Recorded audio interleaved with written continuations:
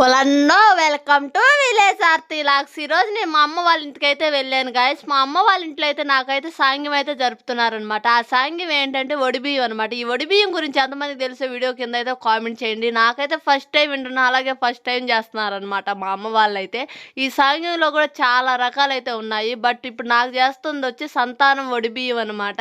ఈ సంతానం లేని వాళ్ళకైతే ఈ ఒడిబియ్యం అయితే చేస్తారనమాట. అందువల్ల అయితే ఈరోజు నాకైతే మా అమ్మ వాళ్ళైతే సంతానం ఒడిబియ్యం అయితే చేస్తున్నారు. దీని గురించి అయితే ఫుల్ వీడియో అయితే తీశాను.